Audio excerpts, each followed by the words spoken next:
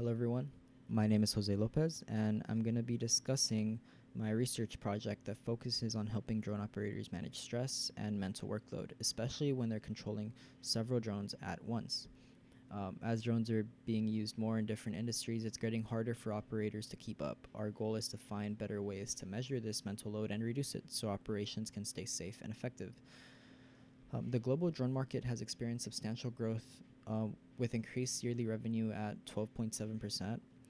Due to the expanded use in drones, operators are experiencing increased cognitive workload, and this impacts the operator's ability to perform missions safely and effectively. There are many factors that contribute to the cognitive workload, and some of these include the task complexity, the interface design, the operator's experience, their fatigue and stress at the time, and trust in the automation system. Uh, of course, all these factors contribute to mistakes and accidents, so we have to ask, how can we measure this mental strain and how can we reduce it?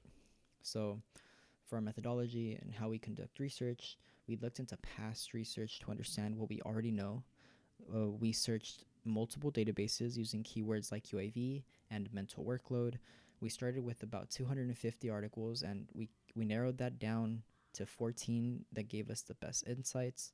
We then looked into these studies, and they helped us find patterns and what affects drone operators the most. Um, so here are our findings. Or we looked into three main aspects.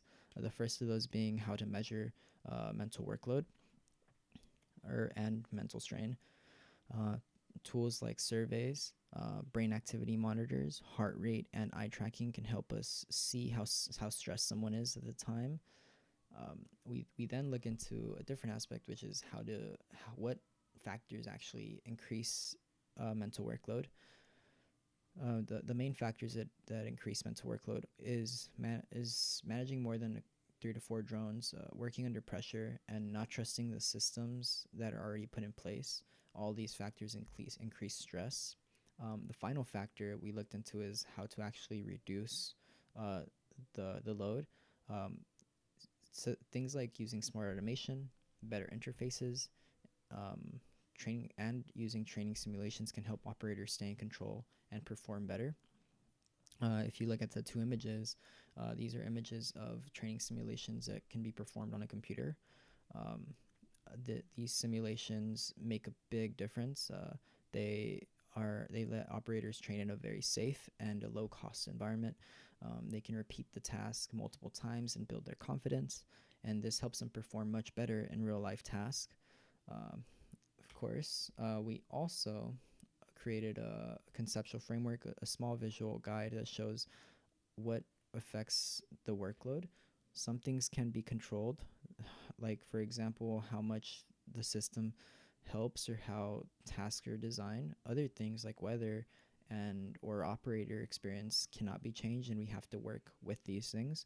But by understanding all of these things, we can then build better systems around the human operator that allow us to perform missions in a much safer manner. So, okay.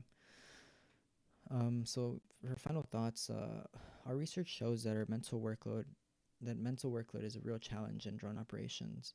There are ways to measure it well and tools that can help reduce it, but there's still more work. There's still much more work to be done. We need to design systems that work with people, not against them, so that operations can stay safe and in control.